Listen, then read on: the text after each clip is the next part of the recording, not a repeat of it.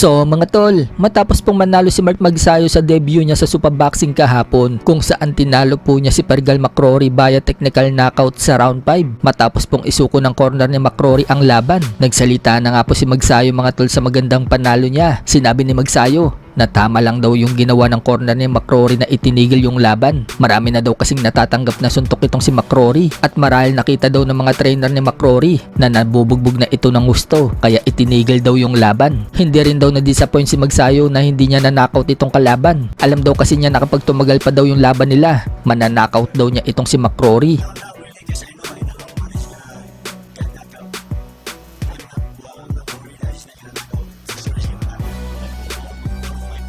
Agad naman pong pinuntahan ni Magsayo si McCrory pagkatapos ng laban nila para kamustahin niya ito. Niyakap pa niya si McCrory, pagbibigay respeto, at dahil sa ganda po ng pinakita ni Magsayo, binigyan siya ng performance bonus ng Super Boxing ng $50,000 o 3 million pesos sa pera natin. Matatandaan din mga tol na bago yung laban ni Magsayo, nagdasal siya na sana maipanalo niya yung laban, at ngayong nanalo siya, nagpasalamat sa Diyos at nagbasa ng Biblia. Samantala, may sagot naman po si Magsayo mga tol sa humamon sa kanya sa lumaban sa main event sa Super Boxing na si Andres Cortes. Matapos po kasi manalo itong si Cortes kay Eridson Garcia via unanimous decision, hinamon po niya si Magsayo. So sumagot na nga po si Magsayo dito kay Cortes, at palag nga po itong si Magsayo. Wika nga po ni Magsayo, we can fight anytime. So wala pa nga pong talo itong si Cortes. May record po itong 25-0, kaya magandang laban din po yan para kay Magsayo. Pinagmalaki din ni Magsayo mga tol na siya daw ang pinakamalakas ngayon sa division sa lightweight, at magiging world champion daw siya sa division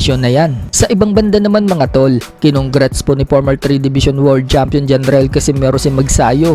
Sinabi pa ni Casimero na proud Bisaya. Speaking of Casimero, nagflex po siya ng payat na ang kanyang katawan. So sayang nga mga tol, mukhang kuwang-kuwa na ni Casimero yung 122 pounds limit. Kaso na-postpone po ang laban niya kay Luis Neri na sana ngayong April 18 na. Sa ngayon, naghihintay ang team Casimero sa panibagong schedule ng laban. Samantala, may banat naman po itong si Jack Tipura kay Casimero. Sinabi ni Tipura mga tol na kaya daw na-postpone ang laban ni Casimero dahil overweight daw ito. Hindi rin naniniwala si Jack Tipura sa sinabi ni Casimero na 118 pounds na daw ang timbang nito. Wika ni Jack Tipura, baka 138 daw, hindi 118. Dagdag pa ni Jack Tipura, basura lang daw ang training ni Casimero at pang mahirap lang daw yung kinakain. Katulad daw ng puto balanghoy, pang mahirap lang daw yan, habang siya steak daw yung kinakain. May parinig nga din po itong si Jack Tipura kay Coach Jason nang sabihin niya yung ginawa daw nila kung bakit nanalo si Taduran noong nakaraan. Diskarte tol lang daw ang sinabi niya dito kay Taduran,